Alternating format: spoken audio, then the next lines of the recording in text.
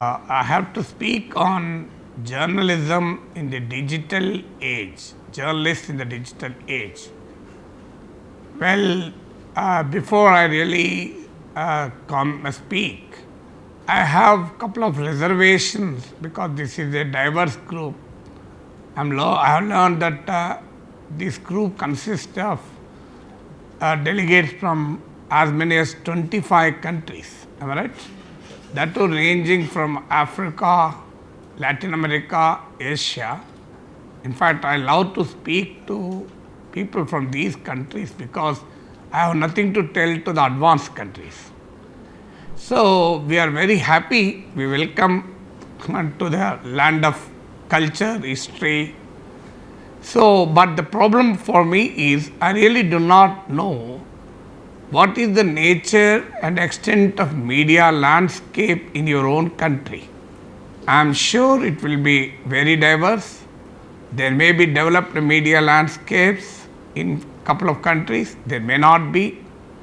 I really do not know what is the level of digital penetration in your own countries. I really do not know the extent of freedom journalism enjoys in your nations. Still, I dare to speak on the transition to digital journalism. I am sure if not today, if you have already entered into the digital age, fine. If you don't enter today, you will certainly enter after 5 years or 10 years. So you can be ahead of times in your own country. So my experiences will be based on media in India. So apologize if I am not in a position to contextualize and customize to the learning requirements of each of you given the nature of this group. But it is a proud moment for people like us to speak to information officers, journalists, public relations personnel, media personalities, media entrepreneurs ranging from such a diverse social, economic and cultural media landscapes. So this is the first caveat I want to begin. Given this kind of a diversity, I wish to present my views not based on any textual sources, but essentially derived from my 4 decades of journalistic experience. If I really have to tell from some textual sources, you don't need to come all the way here. You can sit at your home and look in Google to know it. So therefore, my presentation is not theoretical in character, but essentially an experiential learning. I hope and I am sure that that will be of great benefit to you, as you can always read theory anywhere. So based on my personal experiences, I will try to draw certain features, certain principles that you have to keep in mind when you enter the age of digital journalism. So let me first begin. Digital journalism is not something completely different from print and electronic journalism. When we mean print journalism, newspapers, magazines, and a whole range of printed publications. When I mean electronic media, I mean television, radio. When I mean digital journalism, I mean journalism through mediated by internet, like YouTube, like on social media platforms like Facebook, Twitter, which we call as X, the websites, a wide range of websites. So any journalism mediated by internet, we call it the digital journalism. So let me first tell you the first principle. Based on my own experience, I also started my journey 4 decades ago, precisely in 1985, as a student of journalism. I wrote my first article, the first publication with my byline. Byline in journalistic parlance, we mean the name of the author. So that was in 1985, the first time I got my article published. it was an exciting experience to me and my parents also to see my name in print. Then subsequently, I started speaking on television, radio, and I continue to do even today. I write for the newspapers, I speak for television, but I proceeded along with the technological transition.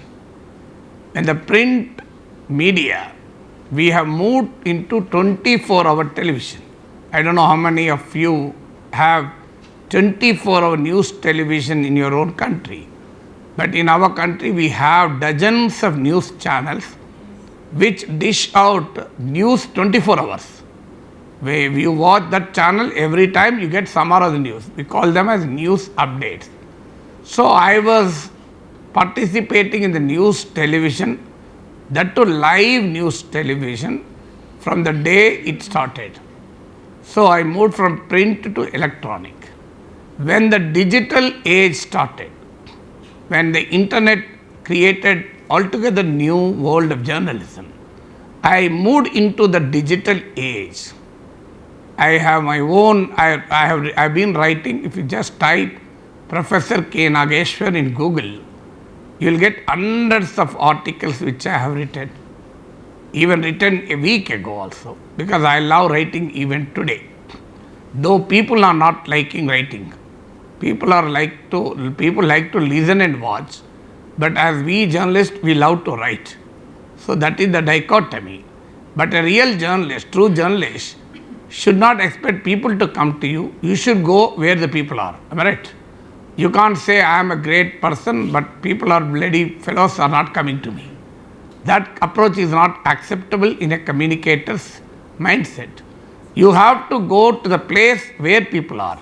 That is the reason when the people moved into digital world of seeking and getting information, I have also moved into the digital world. Started writing for my own websites, and I started my own YouTube channel. If you just type Professor K. Nageshwar in YouTube, you will get my channel in Telugu and English. Unfortunately, I don't find much time to update in English. There are only 16,000 subscribers, over 16,000. But in Telugu, I have 10,84,000 subscribers. Started 7 years ago. So from a modest 1,000 subscriber base to now I have over 1 million subscribers. Starting with couple of lakh views every month. Now I have 1 crore views every month. So that is my journalistic journey. Based on this experience, let me tell you one principle. Many will say the digital journalism is different, television journalism is different, print journalism is different. I do agree with them, they are different. But the core aspect is the same. That core aspects of all forms of journalism is the same. The only difference is adaptability. Some may wear a shirt, some may wear a sari, some may wear a dhoti, that's a traditional Indian dress. Some may wear lungi, which is also a traditional dress. Some may wear a gown like the British, or some may wear something else. But the core ingredient is essentially clothing. Am I right? So similarly, whether it is print, television, electronic, digital, the core element remains the same. The form varies, the speed varies, the adaptability matters, but the core elements of journalism remain the same. What are those core elements of journalism? The core element of journalism is judging what is news. Judging what is news is the core element. So the core element of journalism is essentially the same. That is the unique aspect of journalism. So the ability to understand what is news. What is news varies from place to place. What is news in your country will not be news in my country. Am I right? suppose a delegate has come from Sri Lanka. Something happens in Sri Lanka will be news in Sri Lanka. But for me, what Anurag Kumar Disnayake, has he moved away from the Rajapaksa's legacy, or is he distinctly different from Rajapaksa's legacy? Or why Anurag Kumar Disnayake and his party Janata Vimukti Peramana JVP has shot up from 3% vote in one election to 42% vote in another election? Why, when the left in India is declining, why the left in Sri Lanka shot up to power? So this is a news for me. What is happening internally in Sri Lanka may not be news for me. There is a delegate from Armenia. What is happening in Armenia, everything else may not be news for me, whom I in India in a distant. But why Armenia and Azerbaijan fight for Nagorno-Karabakh? Why India is selling arms to Armenia?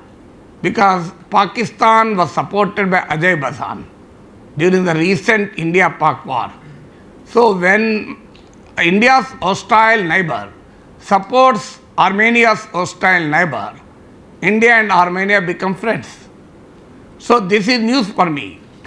So far away from Armenia, far away in Sri Lanka, far away in Kenya, Gambia, Namibia, Cuba, Ivory Coast, the context of news vary from country to country. But given in your own country, how do you judge the news? So how do you judge the news? That is the biggest core element. When you judge what is news, you write for a newspaper, you report for television, you write for your own YouTube channel, you can write for your own blog, it hardly matters. So the first core element is judging what is news.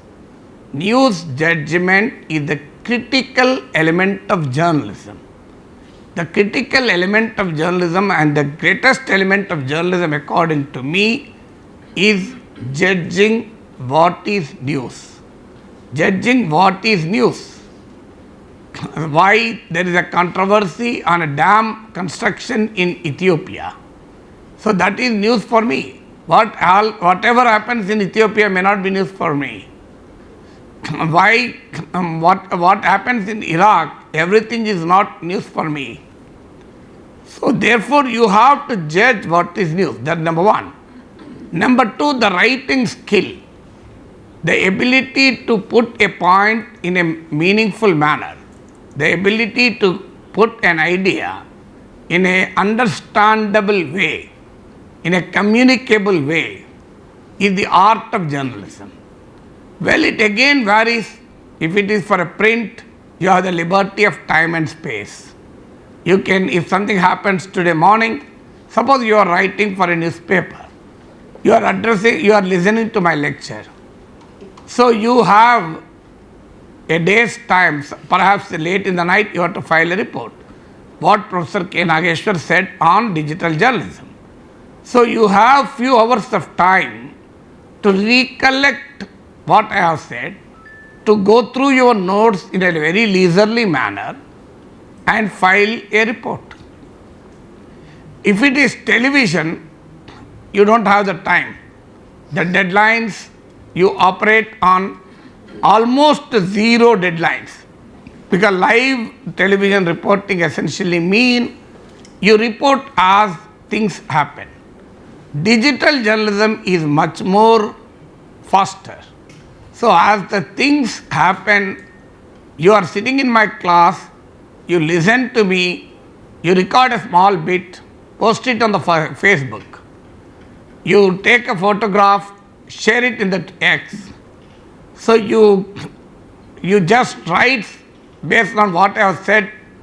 Professor K. Nageshwar said that the core element of news is essentially the same.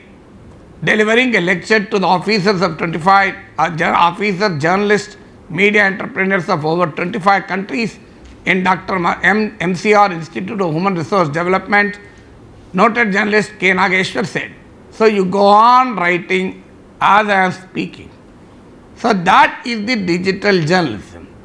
The speed with which you report, you write matters, but the art of communication, art of writing, art of speaking, art of expressing something is the basis of all forms of communication. So that is the question is adaptability. How do you adapt it to a situation? So therefore the transition, if you are in print journalism, do not think that you cannot enter digital journalism. If you are in a digital journalism, do not have a false notion that you can't write for a newspaper. Based on my experience, I am telling, I write for newspapers, I speak on television. Just before coming here till 10 o'clock, I was on a live television bulletin. From 8:30 to 10, I was speaking on a Telugu news television, and I came here at 11:30. So again, after 2 p.m., I go to my home. I have built a soundproof studio at home. In my home, I have purchased another apartment next to my apartment and built a small studio, and I go on speaking from that studio. Even if you just see my channel, Professor K. Nageshwar in YouTube, you will find a video posted a hour ago also. Just type Professor K. Nageshwar in YouTube, see, you find a video posted just a hour ago. So I have posted a video at 11 o'clock before getting into the car. So this is how journalism operates in the contemporary age. So the transition from one mode of journalism to another mode is absolutely easy. It is not a difficult thing, it is not a rocket science. The theory that different media have a different methodology is absolutely erroneous. So that's my first assumption. Some may not agree with me, but based on my experience, I strongly advocate. I am sure there are some people who can write well but can't speak well. There are journalists who can speak very well but can't write. But there are equally good number of people like me who write well and speak well also. So depending on individual human trait, the things may vary, but it is not the problem of the media per se. It is the problem of the individual per se. So that's the point number one I want to emphasize. The point number two, I will speak for 45 minutes or so. I was told that this is a very highly interactive group. I am really happy, so I would love to take question from you. If you get something, please jot it down and ask me after my lecture, so that I can be of more relevance to you. Because as I already told you, I have a problem in to be meaningfully relate to you, essentially given the diverse background and the void that exists between my understanding of media and your understanding of media. So therefore, I request you to note down the question if you have.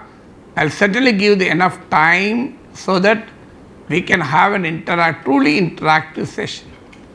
So I told you the first point about the transition from one form of journalism to another form of journalism.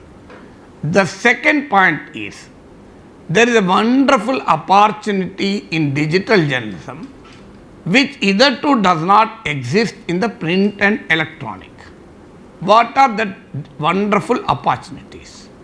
I write an article for a newspaper. Do I know who read it? Do I know how many people read it? Do I know did they like or not? Do I know what they think about my article?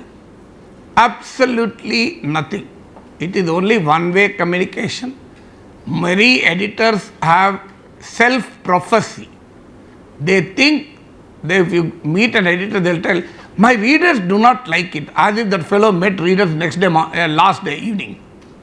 My readers do not want this. This is absolute nonsense. It is not the reader. It is the thinking of an editor who assumes that his readers do not like it or his readers like it. But there is no way you can measure the audience feedback. There is no way you can engage with audience except the archaic method of writing letters to the editor. And how many people really write letters to the editors? How many have patience? That's the reason in India we find there are a generation of letter writers who are repeaters. They only write every time. Sometimes in editorial desk, when you don't find more sufficient readers to write, our sub-editors write letters in some other's name and publish it. Am I right? This happens in every newspaper. So this is the problem with the print. Electronic. I speak something. How many people are really watched it? What did they think about it? Absolutely no idea. There is a rating systems, I don't know in your countries, but in our country we have broadcast audience rating system called BARC. But that is, there are several complaints against it. I don't know how authentic it is. There are allegations of manipulation by media organizations. It is not scientific in character, highly biased. So there is no way you know what audience think. But digital journalism gives you an opportunity to understand your audience. I am not telling complete understanding, but at least you can get a semblance of audience viewpoint. Suppose I upload a video on YouTube. I upload a video on Facebook. I have my own account on Facebook with a 1 lakh followers. I have my own account in X with over 500,000 followers. So when I post a video in YouTube, the moment I post, 10,84,000 people get the message that if they are all my subscribers get a message that K. Nageshwar has posted the video. When they watch the video, they can comment on it, they can share it, they can like it. Earlier there was dislike, but now dislike is removed because some people are organizedly disliking. So the YouTube has removed it. So, but people comment so that I get a feel, not a representative idea of my audience opinion, but I get a feel of what audience think. Some video get a 1 lakh views, some video gets 5,000 views. So what is being watched by audience? I will know the time spent. It is called audience analytics. Pardon me if you already have an idea, because I don't have an idea on what you have an idea. So that's the problem. So it is called audience analytics.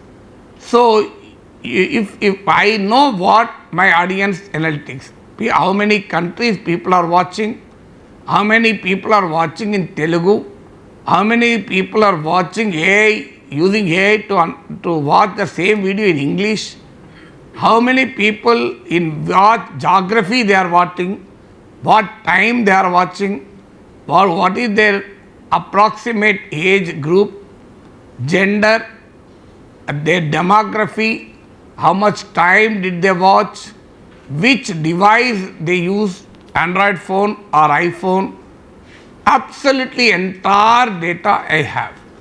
What time people are watching my channel, which is the maximum viewership time for me. If I know that there are more viewers on my channel at a particular point of time, I will post my video at that point of time. Otherwise, why will I waste my video? So this is called audience analytics. So you have a reasonably much better idea of what your audience think, which is unavailable in the print and electronic media. This is the second point.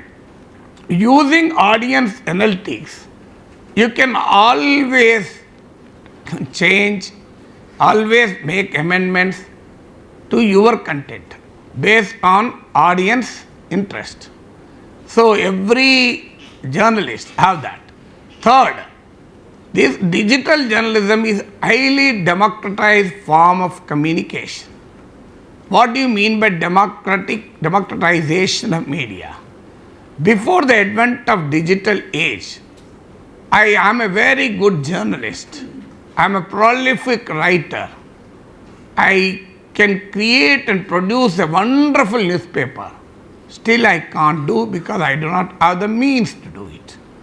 Unless I am a big capitalist who afford to invest heavily, who afford to burn his fingers every month by spending money, I can't run a newspaper.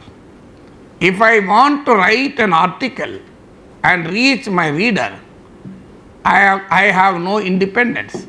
I have to request some editor to publish it, and my opportunity and ability to reach people through my articles is not in my hands. It is in the hands of an editor, mercy of an editor.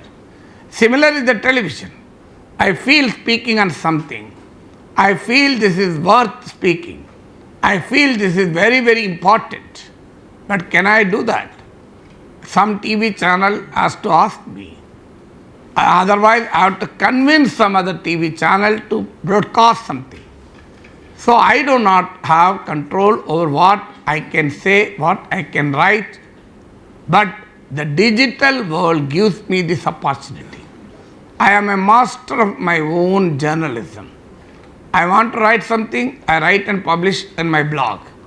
I want to speak something, I speak and upload it on YouTube or Twitter or Facebook. I want to write something. If there is no newspaper to publish, I will publish on my Facebook. I will publish in a brief, it is very brief, I will publish on my X account.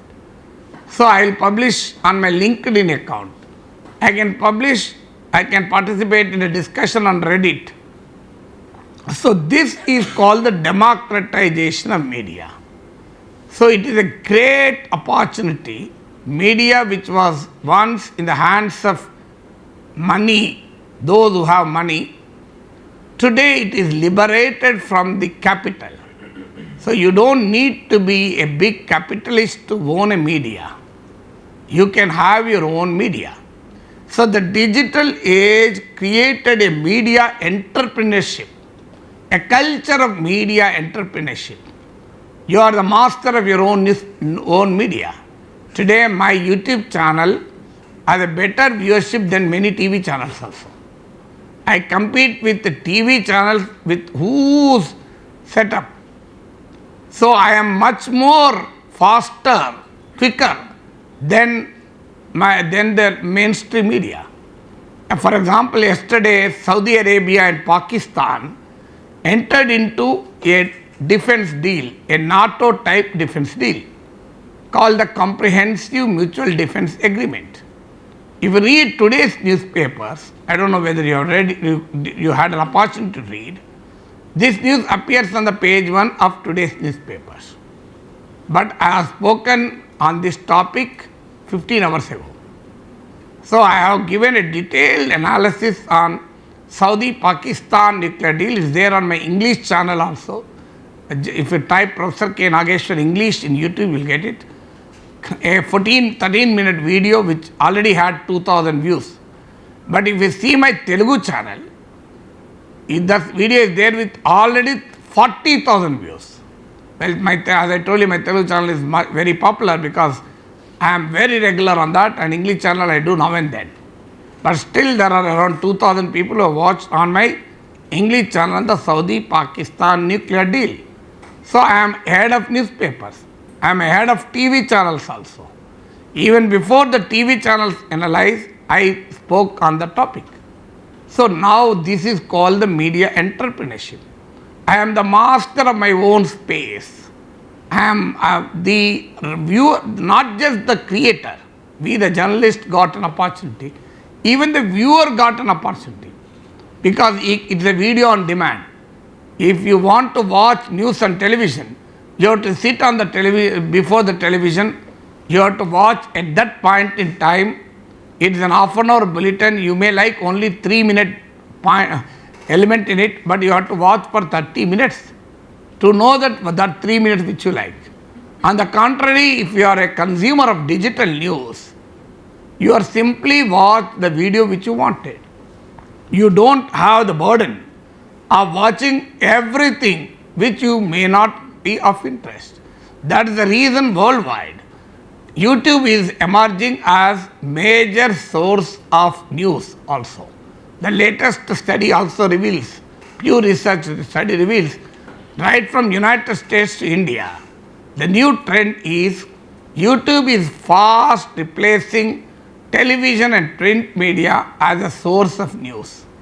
So this is the new world which is emerging, which is convenient both to the creator and also to the consumer of news and information. So this is called the democratization of media. This is called the media entrepreneurial landscape unveiled by the digital age. Not only for you and me as journalists, even for a common reader who had hitherto never had an opportunity to express his viewpoint. He was a passive consumer of information dished out by people like you and me. Today he is also an active participant. So if I write an article and post it on Facebook, if I comment on Saudi Arabia-Pakistan defense deal, a viewer has an opportunity to comment, express his own opinion. Not just if he has his own YouTube channel, fine, otherwise also he can express in the same way. So it is a two-way communication. It unveiled a phenomenon called citizen journalism. Citizen journalism is practiced even in the print and electronic media, but this is the highest form of citizen journalism. Every citizen who has a social media account is a journalist today. It has its own set of problems. It has led to mushrooming of people who speak, comment on anything under the sun. It has led to information overload. It has led to trivialization of news space. It has its own negative dimensions, negative fallout, but certainly it empowers ordinary citizens to speak, to write, to comment, which was hitherto privilege of few journalists and media outlets. So this is called the democratization of media space, not just for journalists, but even for citizens. So that's the third dimension which has come. The fourth dimension is, until now I told you the positive aspects. Let me also focus on certain undesirable trends triggered by digital journalism. The first undesirable trend triggered by digital journalism is the extreme polarization of society. You have Charlie Kirk phenomenon on one side, Antifa phenomenon on other side. If you regularly follow US news, Charlie Kirk, a young conservative Republican, just 31 years, created a phenomenon of conservative information explosion. He was unfortunately killed, allegedly by the other extreme group. So there is a polarization of American society and American public sphere by the far left on one side, far right on one side, far left on the other side. You have seen in United Kingdom the combination of xenophobia and Islamophobia, which means hatred for foreigners and hatred for Muslims. So there is over 1 lakh people participated in the far right protest, anti-immigration protest, supported by people like Elon Musk and Alternate for Germany Party of Germany, the French far right leadership, and opposed by thousands of people who are left liberals and secular people and who are rights activists who do not accept this far right tendency. So there is a polarization of societies by the digital spaces, because the way the algorithms operate intensify this trend. How do algorithms operate? The Facebook is a media company, YouTube is a media company. They are not charity organizations. They are not philanthropic outlets. Am I right? They are essentially in the world of business. What a businessman wants, he or she wants to retain the people who have come to their platform.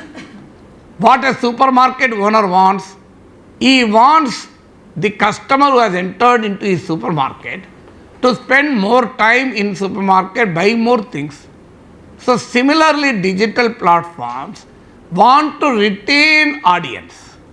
To retain audience, what they do is, using algorithm, they study the profile of audience based on your browsing history, based on your GPS data, based on your many other things. They identify who you are. So the moment they do the profiling, they do micro targeting also. So if you are watching Professor K. Nageshwar's videos regularly, wherever I speak, the YouTube suggests you like this man, you may like again. So wherever I speak, they go on serving you. So like that, if you are here in the dining hall, you liked a particular sweet. Next day, what that server will do? Oh, you have liked this sweet last time, no? Why don't you eat? So similarly, they go on serving the information which you like. This is called confirmation bias. Every individual wants to seek, procure information that confirms his own personal bias. As a result, you get a something called echo chamber. There is a called echo chamber effect in media. As a result, the polarization intensifies. And the other problem with the digital age is, due to anonymity of people who are watching, who are viewing, who run into millions and millions and millions of people. If all those who are subscribed to Facebook are arranged in a particular geography, they become the third largest country after China and India. So many people are there on the Facebook. If you want to watch every video so far posted in YouTube, do you know how many years it takes to watch? So, not an entire content. If you want to watch the content uploaded on YouTube, you will require 70 years to watch. So within these 70 years, how much of content is uploaded? There is a unbelievable, humongous extent of content that is exploded on the digital world. In print, you have space limit, 10, 12 pages, 14 pages. In television, you have time limit, 24 hours. But in digital space, there is no limit. You can simultaneously provide any amount of information also. As a result, there is an information explosion. This information explosion results in anonymity of those who are reading or watching. As a result, when you are anonymous, your true character comes out. If you are in a socialized setting, when you are in a group of people, your behavior changes, not your, my and everybody's behavior. The moment you are in an anonymous condition, your true character comes out. As a result, there is hate mongering on digital space, there is a cyber bullying in the digital space. So this hate mongering, cyber bullying, the ethnic biases, the racial biases get reinforced and spill over into society, unfortunately, due to the digital landscape, media landscape. So these are all challenges. There are certainly challenges. There is also a problem of accuracy. Accuracy becomes a casualty because of the speed with which you have to provide information. You are a newspaper journalist. You have sufficient time to verify, re-verify whether a content is correct or wrong. But in a digital space, unfortunately, you don't have time. you have to comment immediately. There is a time to check, verify, accurate. So the first function of a media is a credible information function. So that credible information function of the media is rudely shaken by the speed with which the digital journalism operates. So you have to strike a balance between the speed and accuracy of the content which you are providing. And there is also the problem of sources.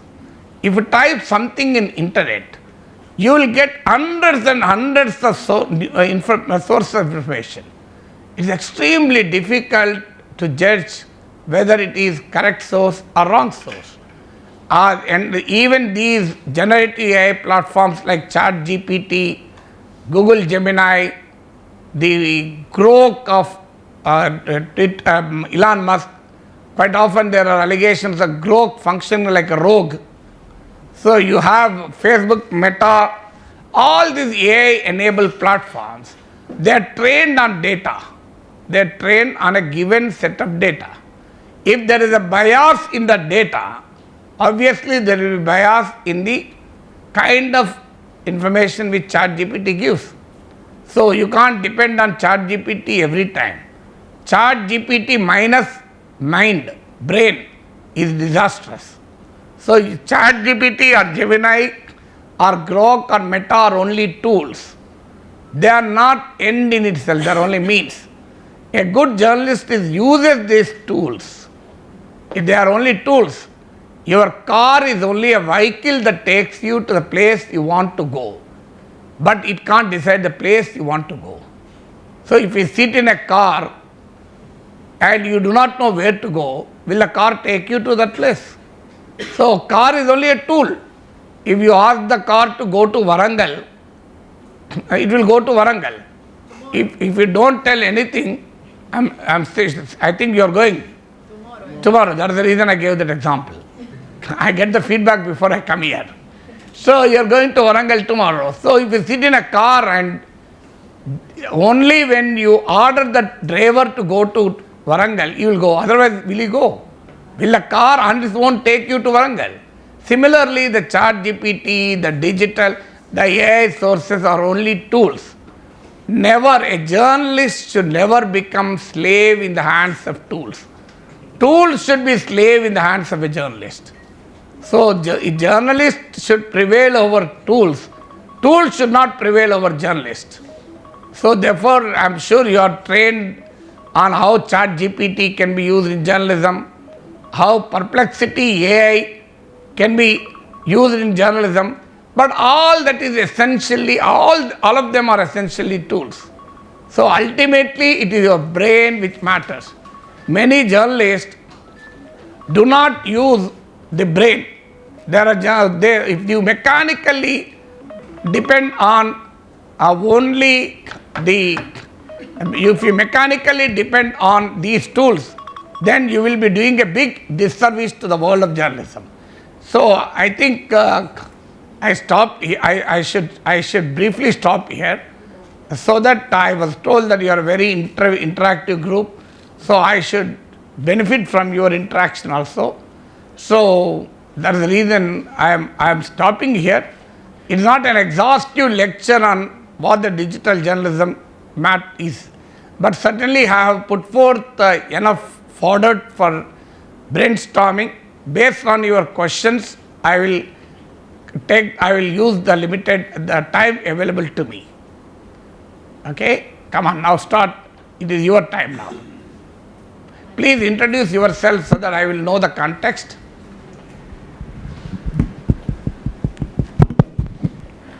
These questions will help me what you really want also. Yes. Good afternoon, sir. First of all, thank you for this lecture about the digital journalism. And as you said, the journalist should overcome or control the tools, not vice versa. So you don't believe that many occupations will disappear in the coming days because of the digital era? You don't believe that there are lots of tools in AI and digitally could take over the place of humans? Well, Thank you. what is the impact of artificial intelligence on the future of journalists in terms of employment? Am I right? Well, I do agree, because you are having AI anchors also. I don't know whether you have AI anchors in your televisions.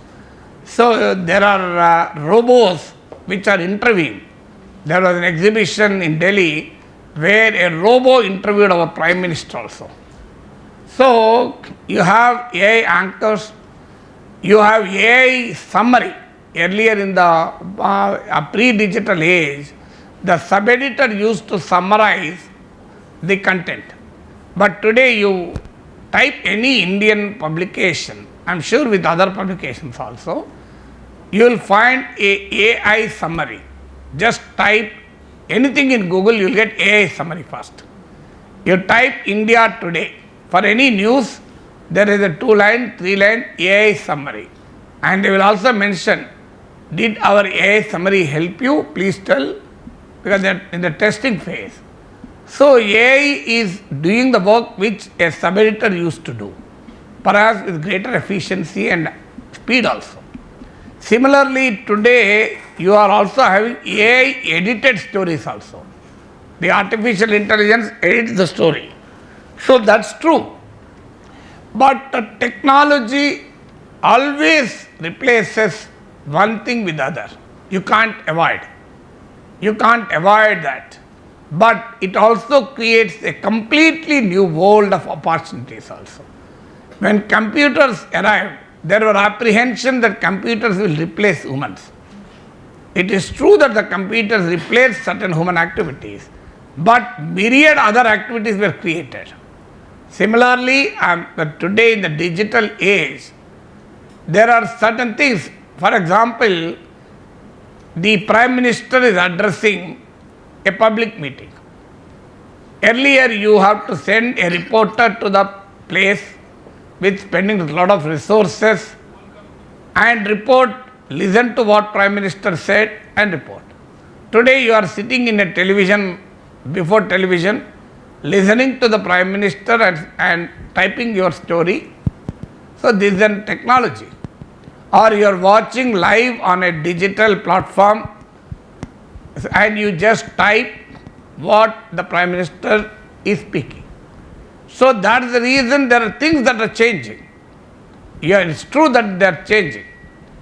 So, but still AI is also created an unbelievable opportunity for journalists to get information also.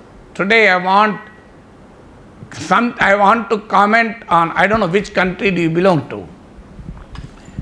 Which country? Sorry for not introducing myself. I am Wala from Egypt. You are from Egypt. So, for example, recently there was a conference of Arab League countries and Organization of Islamic countries. Yes. Around 40 nations attended. Egypt made a proposal for a Arab Islamic NATO. Am I right? Yes. So, with Egypt as a headquarters, with Cairo as an headquarters, because Egypt as the Cairo as headquarters. So I had to speak on that Arab Islamic NATO to understand why Egypt is leading the discussion, to understand why Egypt proposed that the headquarters of this probable Arab Islamic NATO will be in Cairo. Why?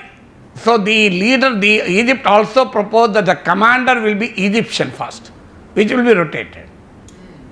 To know this, in the earlier times I had to go and read a book, speak to an expert, it takes one day. Today I got the information that Egypt has 4.5 lakh army, am I right? Egypt has the largest army in the entire Arab world. So I knew this information sitting in Hyderabad, thanks to internet, thanks to artificial intelligence, which maximizes, which gives me everything about Egypt. So Egypt has as largest army than any other Arab nation. Egypt has proposed 20,000 troops initially with the Cairo as an headquarters to the Arab Islamic NATO. So how my life has become so simple if I know how to use that tool information. So in my English video is also there on this Saudi Arabia-Pakistan deal, which I also mentioned about this Arab Islamic NATO in that video. So I spoke in my own language, Telugu and English. So this is how the journalism is enriched. Journalism is facilitated by technology, whether it is internet or today artificial intelligence. But believe me, in any technological evolution, mediocrity will lose its value. If you are mediocre, if you are mundane, if you are very, very low talent, low skill, certainly it will remove your job. Only thing is you will have to become more skilled. And so it has its own bias in favor of better skills. So it is a benefit for some, it is a loss for some other, but it is a benefit for the society as a whole, because it improves efficiency, it creates a new world of opportunities altogether. I hope I answered your question. Thank you so much. Yeah. Sir, I'm Mahesh from Sri Lanka. So this is my question, sir. We are experiencing the digital world at the moment. So as a region as well as South Asia and the Middle East, we are experiencing the number of riots and the struggles which were derived from the digital media and the social media. So formerly we experienced in the Middle East. Recently we experienced in Sri Lanka, Bangladesh and the Nepal. So what are your views on these particular incidents which creates? So I'm sure social media played a very important role in our Aragalia movement. Am I right? Yeah. Yes. Sure. Is it called Aragalia? Yes. I hope I pronounced it properly. Aragalaya. So I don't. It's Struggle. Its meaning in Aragalia. Aragalaya. Yes. Aragalia. Yes. Well, it's a Simile word, I think. Am I right? Yes. So I can't pronounce in the way a Simile person speaks. So I don't know whether you are Simile or Tamil, your mother tongue, but that pronunciation is always there. Okay. So Aragalia. So that means, so I'm sure the younger generation, Nepal is also Gen Z protest. The Egypt has seen Arab Spring. It started from Tunisia. The Facebook helped people to mobilize. It's not right on my part to comment on developments in Egypt right in front of our Egyptian delegate sitting here. But these are all movements. The positive aspect of that is it led to a new forms of organization of people in countries with diverse freedoms also. So it gives an opportunity to network, to share. For example, in Nepal, the anger of Gen Z is absolutely, I think, legitimate. I don't think there is a Nepali delegate here. But even if Nepali delegate here, it is my opinion. It is a classroom where we can share our opinions fairly with freedom. You may not agree, I may not agree with you, you may not agree with me. So that doesn't matter. But the result is different. In Sri Lanka, I don't know whether you agree with me, it led to an organized political change, resulting in a stable government. The people's anger is channelized democratically, which led to a change with stability. There may be ifs and buts, but it changed with stability. In Bangladesh, it took a different turn. The Islamists gained greater control. In Nepal, there is a hope and despair. Hope because the corrupt system is crumbling with the weight of Gen Z revolution aided and up by the social media. But you really do not know what to do. So social media can help in organizing people, but unless social and political forces that are behind it channelizes in a proper way, the result may not always be the same. That is the reason Arab Spring dissipated over a period of time. The Bangladesh protest resulted in a more fundamentalist regime coming to power. Sri Lanka moved towards a progressive change. Nepal is in a hour of uncertainty. So the Gen Z wants watch social media platforms and decide public policy. Governments cannot be made and unmade in social media. They have to be done in societies. Social media is only a vehicle of expression. So any media determinism is also not advisable. You can't allow media and social media to define and determine how democracies evolve. Ultimately, it is the people who have to do. So the social media fuels discontent. Social media helps organize protests around the discontent. But the consequence of those protests did essentially depend on the social and political forces that operate in a given country. That is the reason the result in Sri Lanka, the result in Egypt, Arab Spring, the result in Tunisia, the result in Bangladesh, and the result in Nepal are not the same. I hope I answered your question, Mahesh. Yes, sir. Thank you. Thank you very much, sir. Your name is similar to our Telugu names. Yes, sir. Good. Thank you, sir. My name is William from Uganda. From Uganda. Uganda. Oh, great. Yeah. Unfortunately, Uganda is a great nation, but you have the information bias in the world. We know only Idi Amin's here, which is not, I think, good feature. Am I right? I love to know more about Uganda and the proud African people, but unfortunately, the media is so biased, they only tell me the darkest aspects. Yeah, sure. And that's one of the problems we have. Because in some countries, they have, bad things going around. So but they make sure that bad things go on in every country. Yeah, but they make only sure thing is if you throw light only on bad things, there's a problem. Yeah, they make sure that the media doesn't project that. Yeah, it only projects the good side. Yeah, sorry for interruption. Come. So you talked about being a journalist and being able to probably do different fields. You can be able to write, be able to do TV, but some of us in our countries we've been made to probably specialize in different categories of media, and it's a bit tricky to do probably three. But now that social media is there, a few things have come in handy. So I was wondering, how can someone probably juggle around, probably a writer, you're doing radio, you're doing TV. Is it even possible? Well, that's a good question. I did not tell you to do all the things at a time. For example, take my own example. I have a massive following on YouTube, but absolutely very less on Instagram. I have only 1,000 followers on Instagram.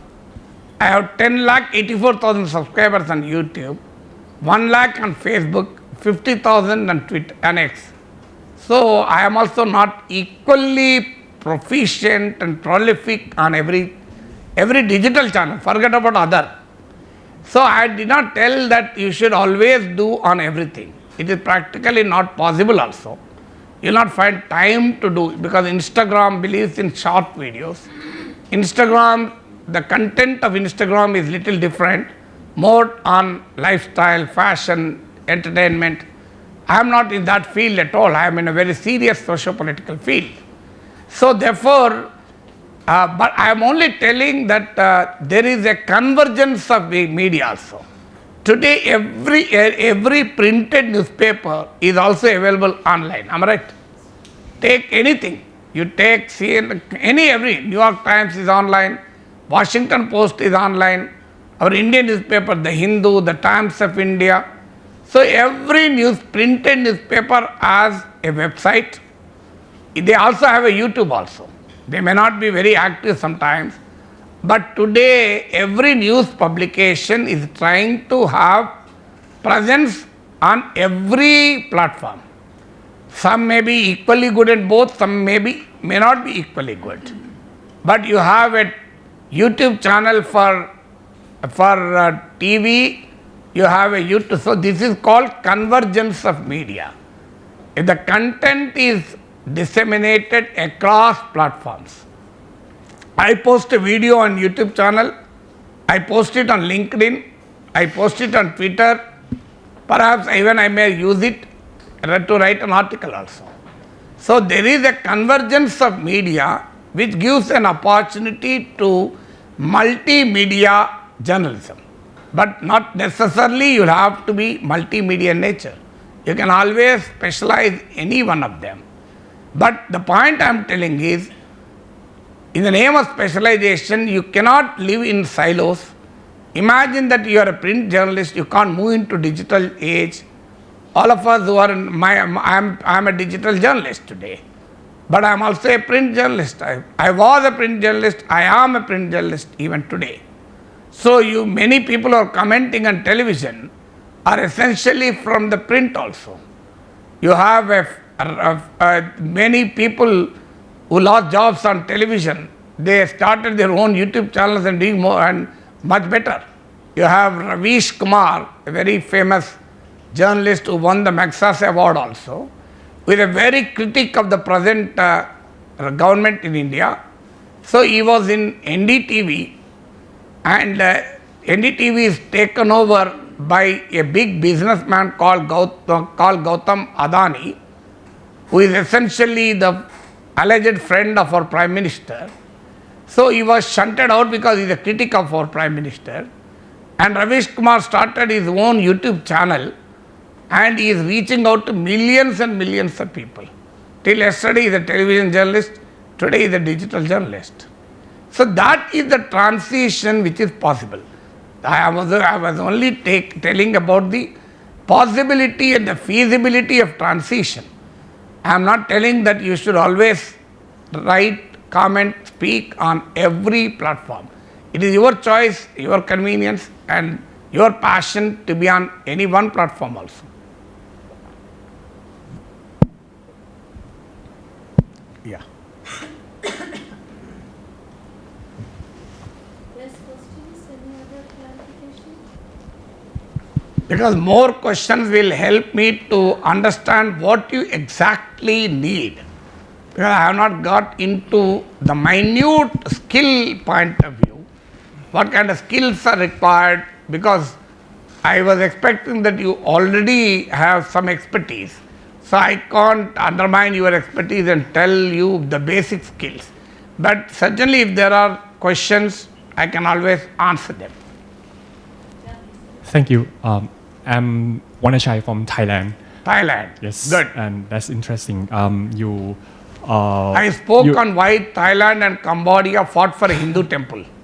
That should be the great content, right?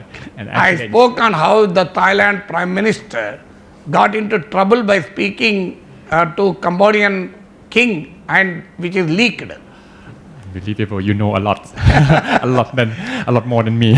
So I'm not asking you to comment on that. Yeah. I know your reservations. Yeah. Yeah. So yeah, that's show how capable you are to make use of your brand, electronic and print media experience and skills to transition to make a transition to the new digital platforms.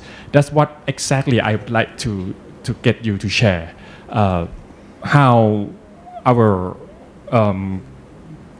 mainstream media, a couple of us engaged in nowadays. How can we make use of our brand or trademarks or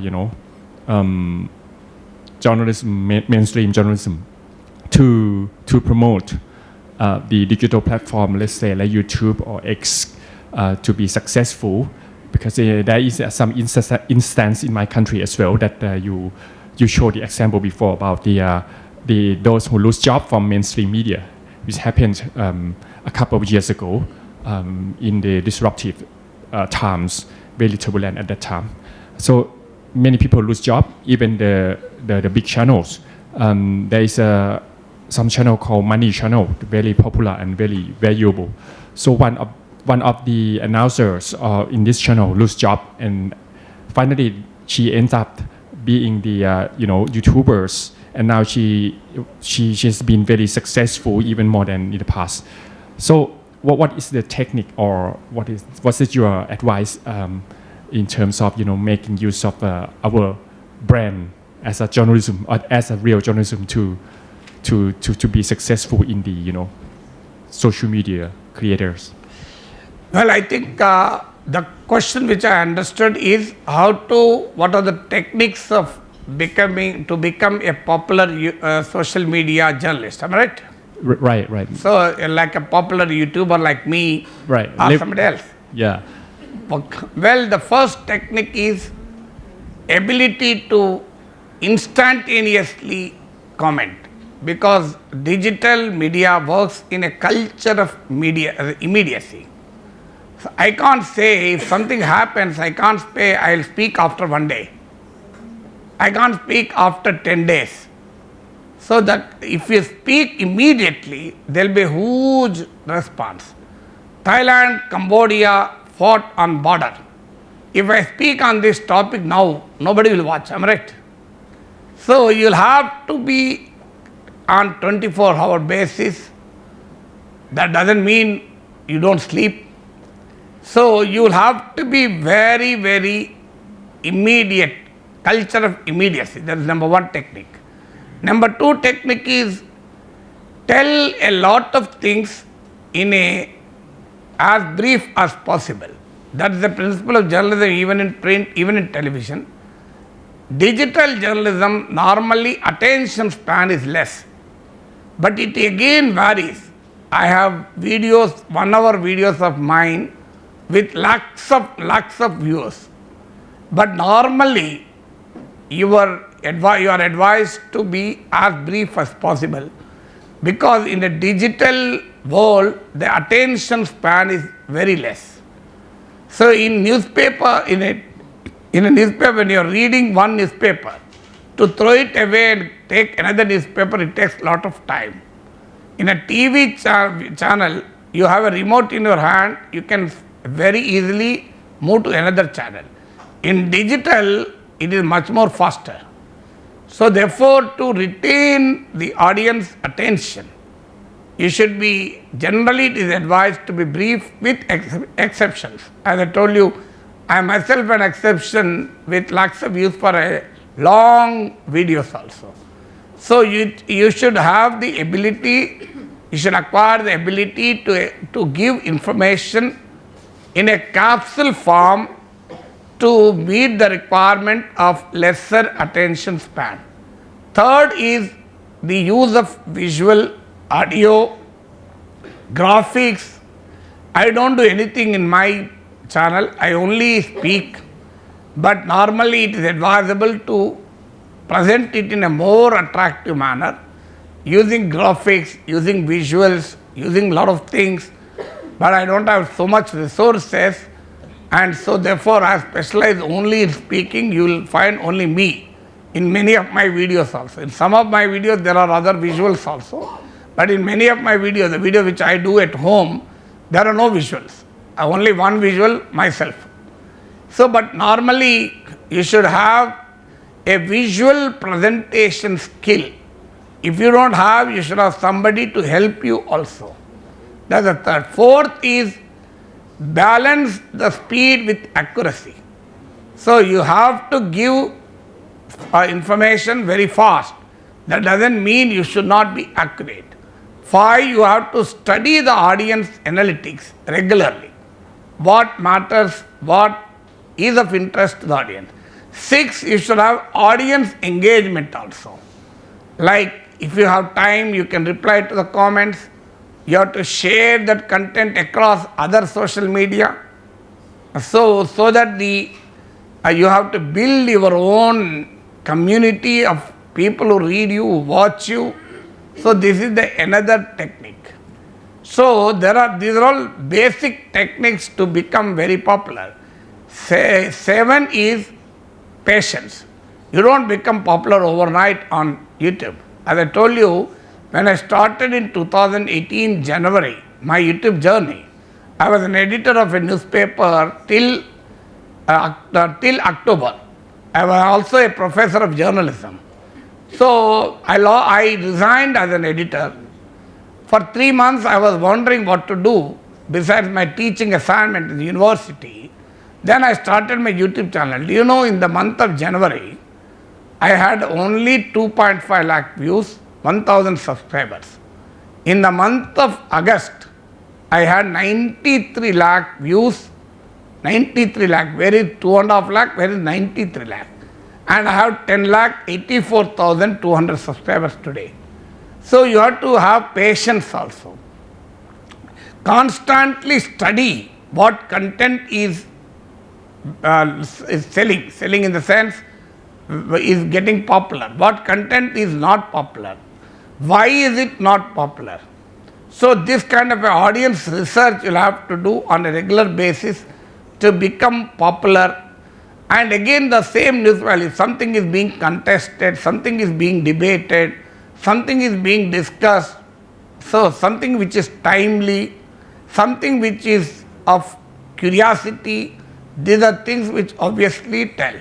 And you should have small techniques like writing correct attractive headline, the thumbnail, all these are elements to attract the viewer. But ultimately content is the king. If you have good content, continuously, patiently go on uploading. It takes little more time to get the virality. But once you get the virality, nothing to look back also. I hope I answered your question. Yeah.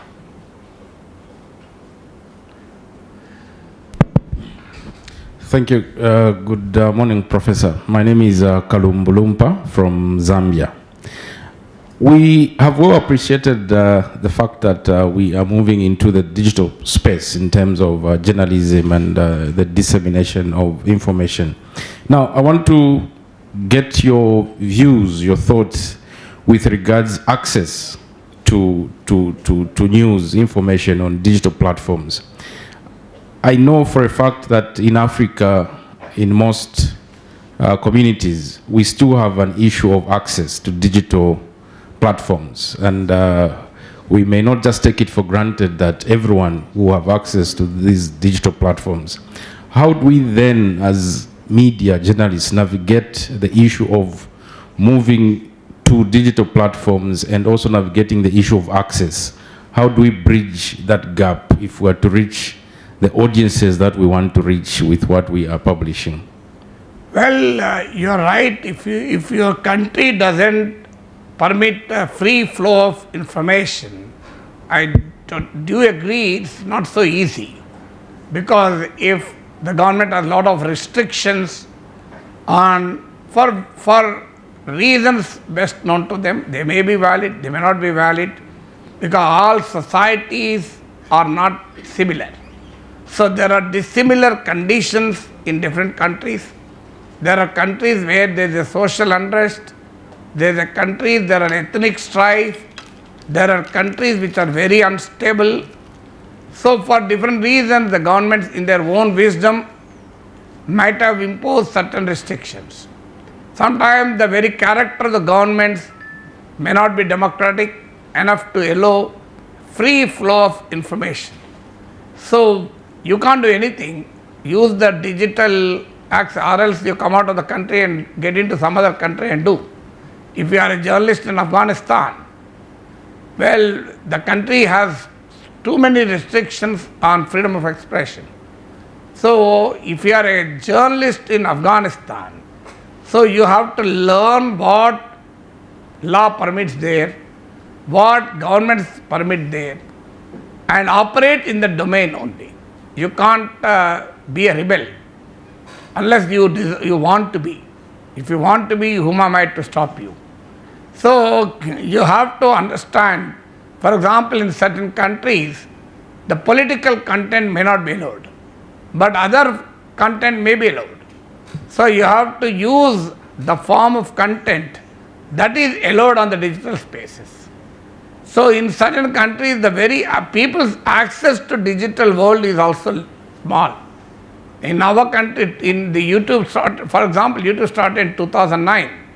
Till 2012-13 in our country also, internet spread is limited.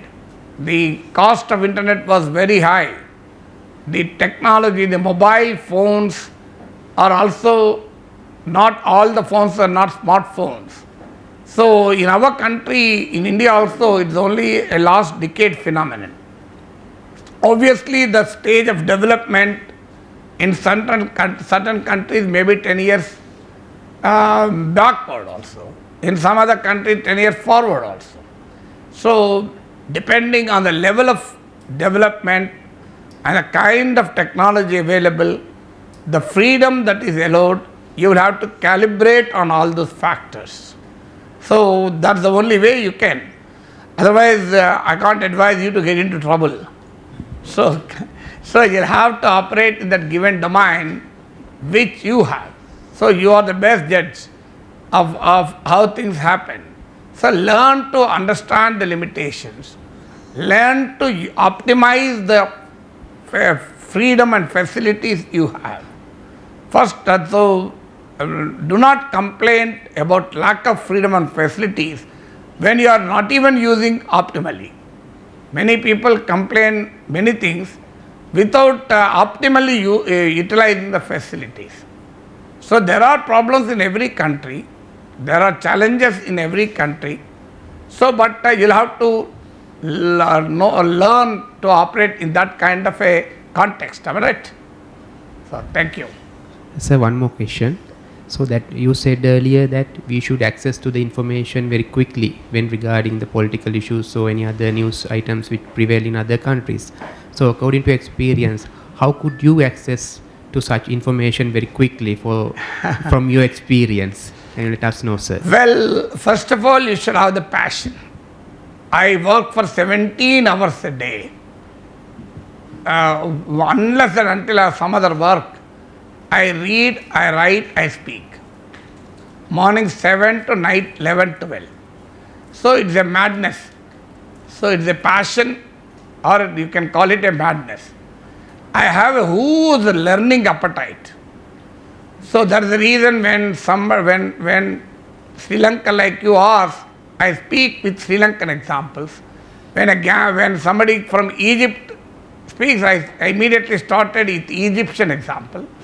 When a Thai guy spoke, I started with Thai. When somebody from Gambia asked, immediately I'm thinking about the rich mineral reserves of Gambia, including the rare earth metals. Unfortunately, African nations have huge resources, but the colonial and neo-colonial exploitation made them to lead a life in which they are now living. So I was thinking about Gambia when he said I'm from Gambia. So what I do is I subscribe to 12 printed newspapers available here in Hyderabad. I am online subscription to another 15-20 newspapers, and I also subscribe to websites, subscribe and read many other sources on internet. For example, you want to know something about economy. You have an authentic source of economy. We have called Center for Monitoring Indian Economy. We have Bloomberg. You have the World Bank. You have several other sources. So these are all kinds of sources which are regularly followed. You may have a question. Sir, how is it humanly possible to read 50-60 sources every day? I don't claim that I read. I surf. There's a difference between surfing and reading. Surfing is I go on reading the headlines. Based on my experience, if I read the headline, I will understand what will be there inside with a 70% accuracy.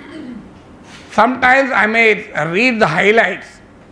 Sometimes I may read couple of paras or the subheadings so that I get to know whether this is useful for me.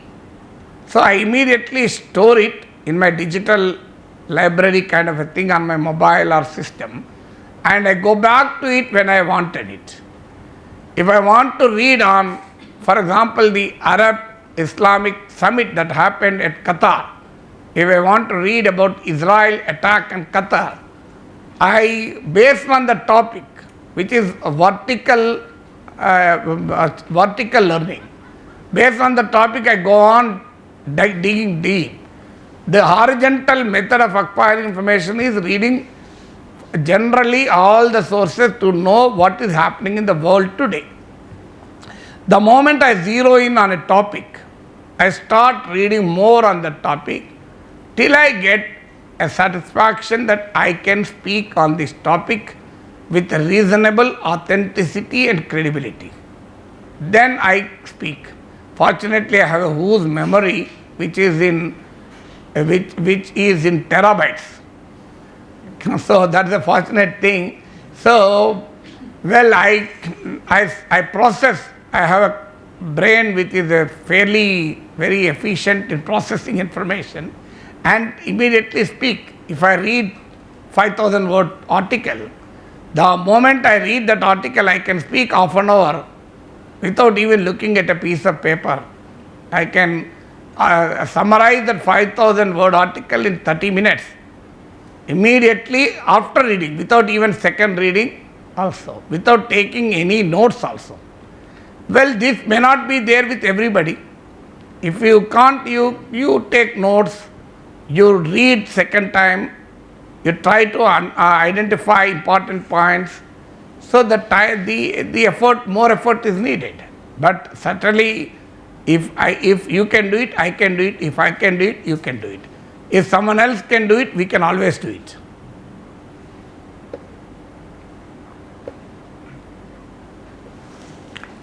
Only few countries are monopolizing. I don't know why there are 25 countries. I think only 4 nations represented: Egypt, Gambia, Sri Lanka, Thailand. Am I right? Only 4 countries. Yeah, the other countries shall represent yourselves through questions to have clarification from sir. Anyone from other countries whom have not? Because you have 25 countries, only 4 nations, 2 Africans, 2 Asians. Yes. Latin America is totally unrepresented. I believe in a democratic world order. Yeah, even there. Yes.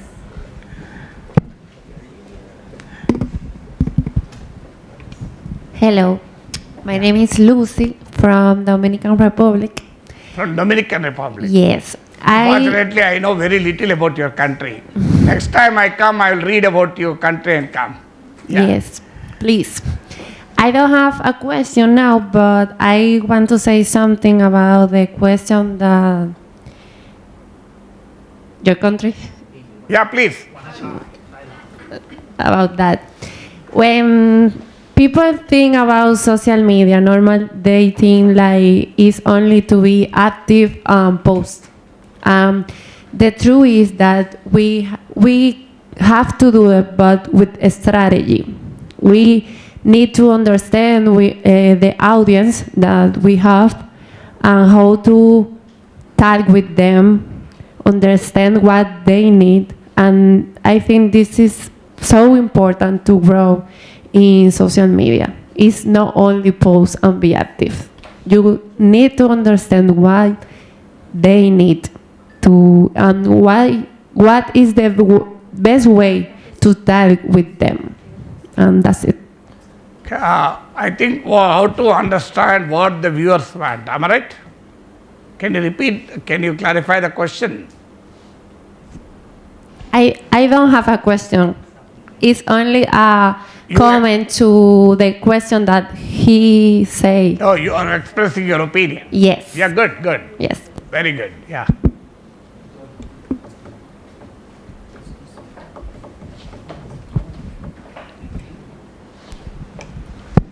Good afternoon, Doctor. I'm Maurice Andrea from South Sudan. South Sudan. Yeah, as you know that we are a newborn country. You have mentioned something about the digital principles of journalism. I wish I could get more information about that. What are the principles of digital journalism? Thank you. Otherwise, sir. I think the other part of Sudan is in finding unrest. Am I right? Not in South Sudan. Am I right? The army and paramilitary is fighting. Come again, I didn't get you, sir. No, the other part of Sudan is much more unrest. Yes. No, we are from South Sudan, You sir. are from South Sudan. Yeah. That's what I am telling. Yeah, okay. Yes, the other part is Sudan is also a country with humongous natural resources, including gold. Well, that's again a different political economy, which we have to speak on some other time. Yeah.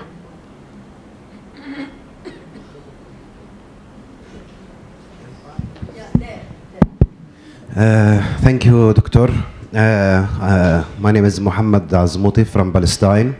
From Palestine. Yes, Palestine. Are you from the Gaza or West Bank? West Bank, from Jenin especially. Yeah. I think you know what happened in Palestine because this is a very difficult situation in Palestine. My question is how we can reach more people through social media, especially we facing a restriction, especially on Facebook in Palestine from Meta. And other application on social media. How we can reach more people to give him more information about anything. Thank you. Well, I do agree, as I told in the case of Gambia, if there are restrictions on the platforms in your own country, well, you have the methods of overcoming that restrictions through virtual private VPNs and all that. Well, it's a kind of risky game, so I don't venture to advise you. But you can always, whatever limited freedom you have, to possibly share that information with like-minded people, others in other parts of the world also. For example, a person like me, I am a great advocate of Palestinian cause. In all my videos, I have been strongly arguing for Palestinians' right to homeland and the two-state solution which United Nations has accepted. More recently, I spoke on how more and more European countries are recognizing Palestine. President Trump is in UK today. He expressed his disappointment over UK recognizing Palestine. So I spoke on how the France, UK, United Kingdom is responsible for creating Israel. But still it is now recognizing Palestine. I do agree that it hardly matters on the ground as such, but it has its own utility. Slovenia banned far-right minister from Israel entering into the country, the first member of the 27-member European Union to do that. And Netherlands followed it. Germany said, we won't supply arms if you attack Palestinians. So there are friends elsewhere to speak. So that's one way of sharing that information in however safe manner you can, so that the information which you want to express can be expressed by someone else who have greater freedom. So if you want to communicate to your own people, you can't avoid, you have to work in that limitation only. I'm sure there is certainly some advantage when I'm watching you, listening you speak in such a good English from such a wide range of countries. I'm sure you are not a representative of the society where you are coming from. All Palestinians will not speak like you.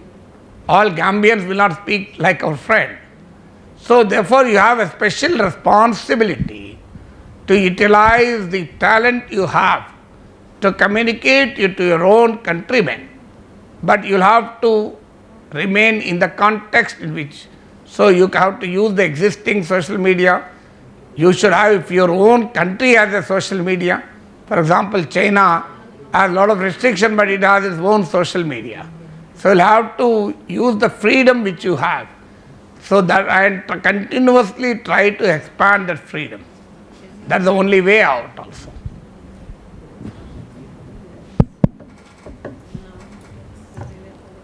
Good afternoon, everyone. Thank you, sir, for your presentation. So my name is Amadou. I'm from Liberia. Liberia? And, yeah. I think you speak very good English because Trump was surprised when your president spoke in such a good English. Am I right? Yeah. Is it the same country when Liberian president met President Trump? The question which Trump asked is, how do you know, how do you speak such a good English? So, Am I right? So, madam, thank you for the speaker. I think he's a very knowledgeable man. He's very informed. So, sir, mine is a bit of concern. So, looking at the future of journalism and with the advancement of technology, so whenever journalists hear AI, that's artificial intelligence or machine learning, they are always curious to know what is the future of journalism. And then you strike a very good point when you say that journalists should always shouldn't be the slave to the tools, but instead the tools should be the slave to journalists. But then my problem is this, because, you know, journalism is the art of communication, but the people to whom we communicate, most of them are slaves to the tools. So how can we maintain the audience? I mean, if we take to your advice and say we will be on top of our game and then make sure we control the tools. But what is that one thing? Because, I mean, I've heard a lot of justification, but I still don't feel that level of comfort to say that. Because if we are in control and the people whom we speak to are not in control, that means there is some reality that in the long run, there will be a clash. So I want to know that one thing that we need to do apart from just reporting or communicating to ensure that the people we are reporting to or communicating to can be on top of the game to ensure that they are not slave to the tools, specifically when it comes to machine learning and AI. Well, it's a very quite interesting question. You're right. His question, if I summarize, a journalist will use technology as tools. But if the audience are indiscriminate users of technology, what to do? Am I right? That is the question. Yeah. So, am I right? That is the question. So, your own country is an example of what colonialism can do bad to the country, but colonialism also taught you good English also, like how it taught to my country also. We are ahead in the information technology world, much better than Chinese, not because Chinese are not hardworking. Britishers have taught us English, though they have exploited a lot from us. In our country, an illiterate will speak a couple of English words. So similarly, there are advantages and disadvantages. You are right, audience are indiscriminate consumers of social media content. So the problem is well placed. There is a lot of trivial information pervading in the social media. When I wanted to start my YouTube channel, by then I was also a prominent face on television. I did some market research, pre-testing. I asked friends like you, I want to start my own YouTube channel. Then all of them advised not to do it. It's a waste of time. Nobody will watch you. You are a very serious-minded analyst. But social media is trivial. Social media is flamboyant. Social media is absolutely undesirable content pervades social media. Why do you enter that useless space? I said, because it is useless, I want to enter. What is the use of entering useful space? What is the use of teaching a knowledgeable guy? You have to teach somebody who is not knowledgeable, am I right? The first priority. Sometimes you may have to teach knowledgeable people also, but generally speaking. So I said, how much a percentage of social media users will be like this? They said 99%, they said.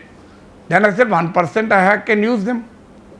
There are 1,000 journalists who cater to the 99% of trivial, frivolous content.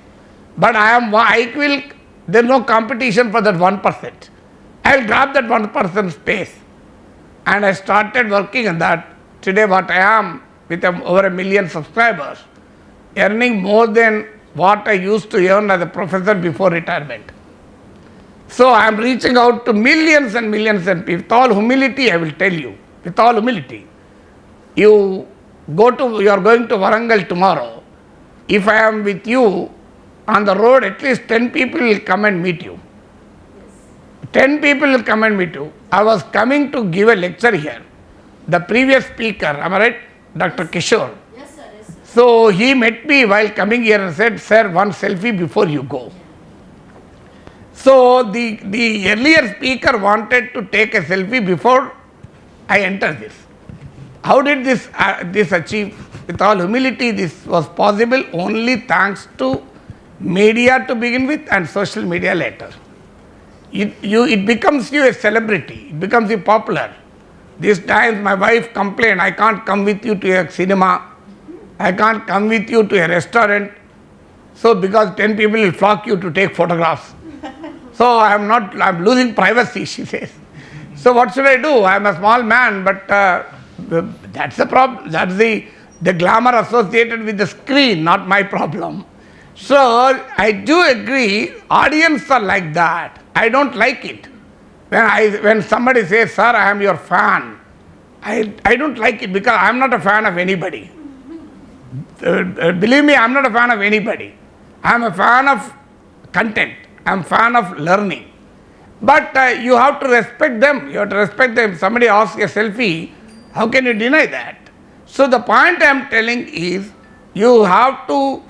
there is a space in every world. The social media users are not intelligent.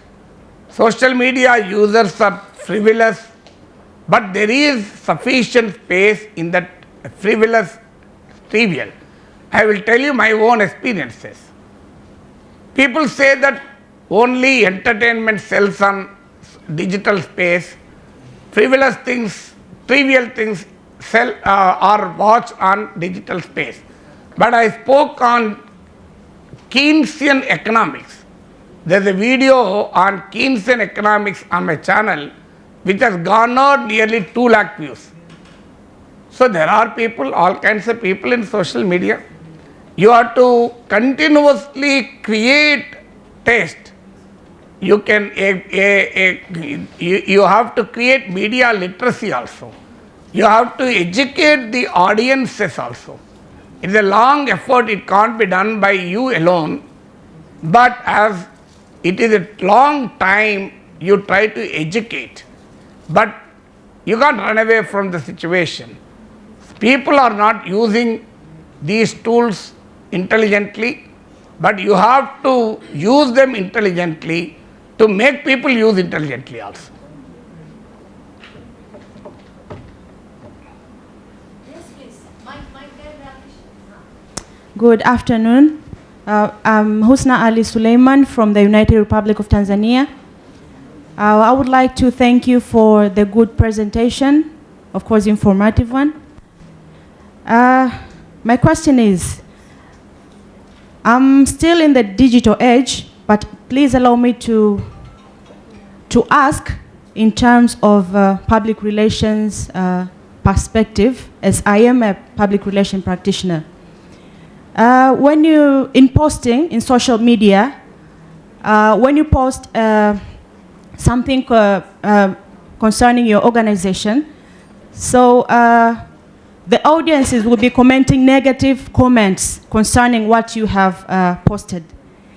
And as you know, one of the role of public relation practitioners is to maintain the positive reputation of their organization.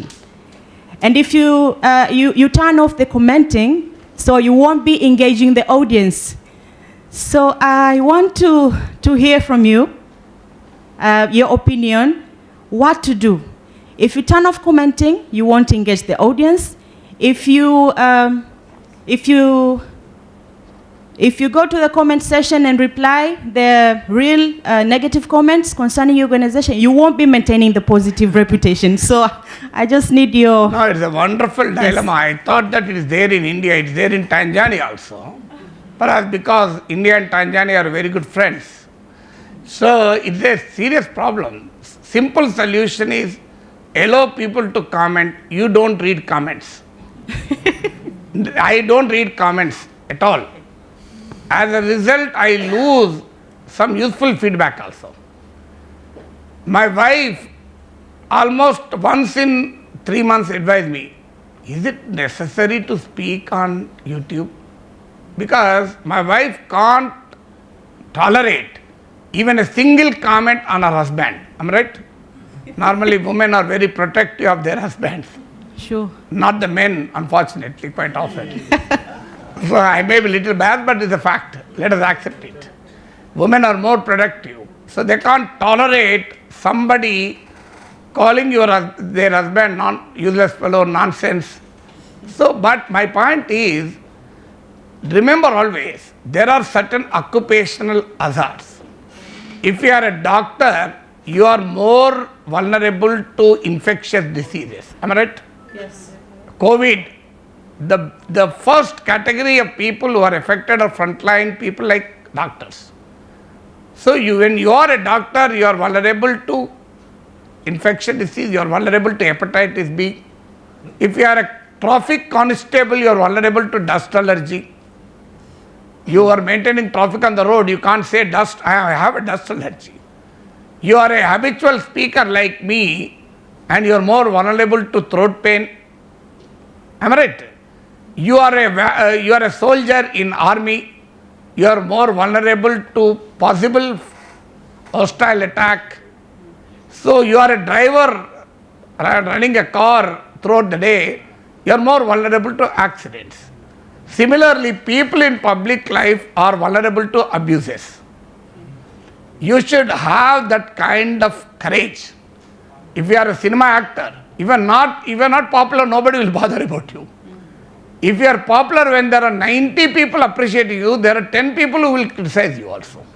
You can't expect 100 people to appreciate you. So, if you are a popular leader, even if you are a Tanzanian Prime Minister, I am sure there are thousands and thousands of people who are opposing him. Yes. So, you can't avoid. If you are in public life, be audacious, be courageous. So, don't be too sensitive to negative comments. That is number one.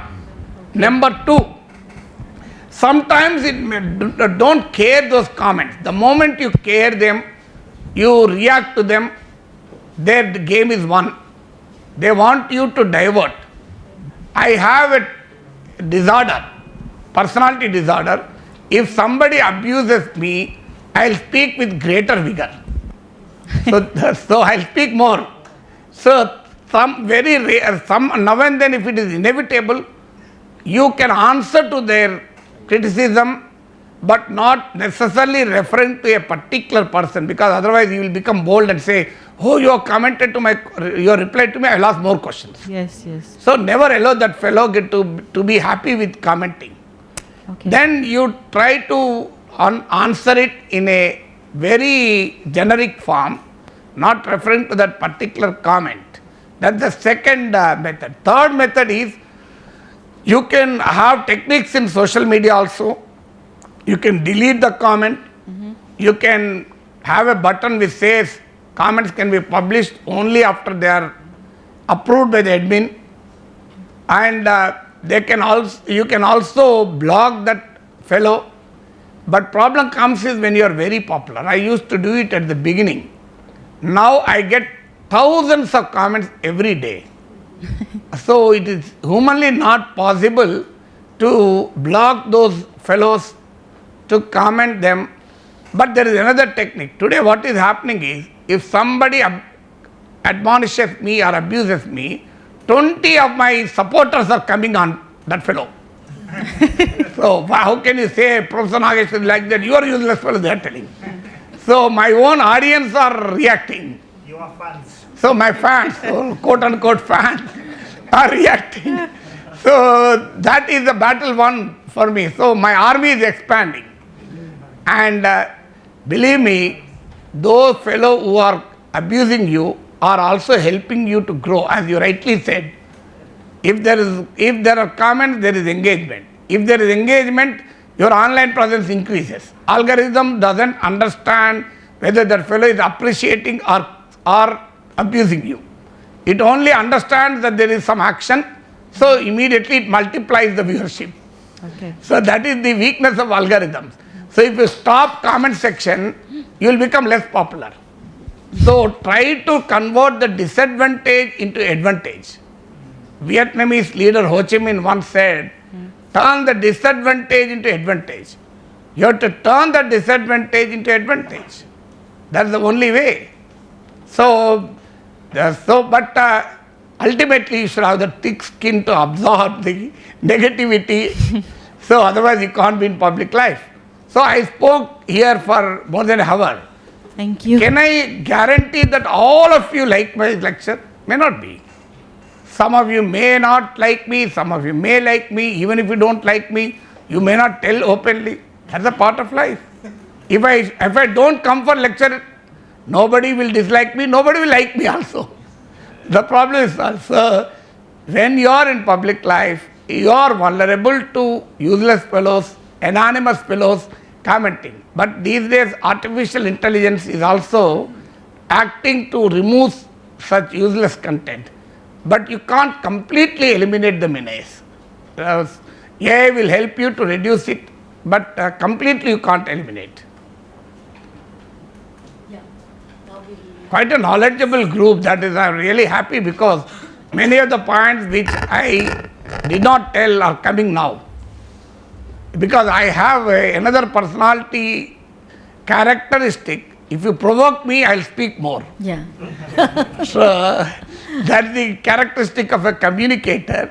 So if you provoke me more, I will speak more also. Yeah. Yeah. Ladies and gentlemen, here is the quintessential journalist, and not only a quintessential journalist, an astute academician, and who with all intrepidity fearlessly places his views and his expressions and his ideas. And let me share a fact with you. He is one and only the professor who has won the MLC election on as an independent, not having any affiliation with any established MLC is an upper house of our legislature. Yeah, it is the upper house of our legislature, and he is one and only academician, and of course he is a practicing journalist also, but without any political affiliation, who has won that position. And give him a big round of applause. And yeah, and look, yeah. And look at the I am a journalist by training, teacher by profession, and was a legislator by accident. Yeah. But I am the basic thing that runs in everything is journalism.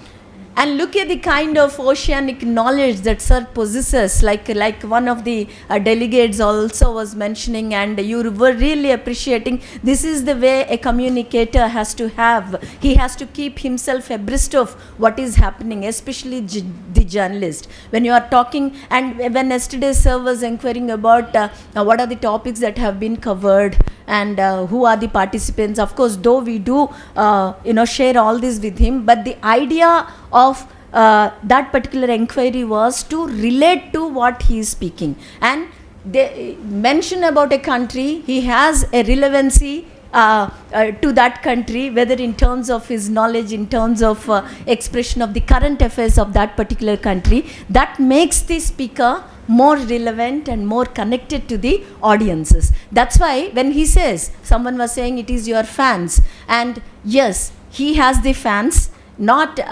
he is a special celebrity here in Telangana. He is not a political leader. He is not a famous or popular film star, but still, like Sir said, he has really many fans. Even now, while he leaves also, you might witness many people would be vying to take. Someone were waiting there, sir, actually. People are waiting outside. I said that still the lecture is on. And sir, thank you so much. The things like I request all of you to please go to his YouTube videos and kind of things like normally sir doesn't have time, but because of his academic inclination, sir is coming and sharing his experiences and his when he talks about his availability on the digital media platforms, it is only to enrich you like how a person can emulate himself, excel himself in the kind of the digital era that we have. Sir, beholden to your time, knowledge and the kind of expertise that is invested with the institute and with our delegates, and we can't thank you enough for your time and the knowledge, and we share your details also with all the delegates, sir. Thank you, madam. In fact, I request you to share my phone number. Yes, sir. The best way to reach me is to send a WhatsApp message. Yes. So if you just tell me you are so and so, I will get back to you. Yeah. So if you call me, if I don't lift your phone, normally if there are anonymous numbers, so there are, as the Tanzanian delegate said, there are people who call to abuse you also. So I may be misled whether this is a correct number or some anonymous number. So give a WhatsApp message. I will always reply. If some of you are at a very early stage of digital journey, or if you are not at all entered the digital journey, I will personally also help you in entering into the digital age with the limited knowledge and experience I have. Thanks a lot, sir. Thank you so much. Ladies and gentlemen, give him a big round of applause for the kind. Thank you, friends. And sir, we will have a picture with you here, Yeah, sir. May I request all of you to please quickly get assembled here. Get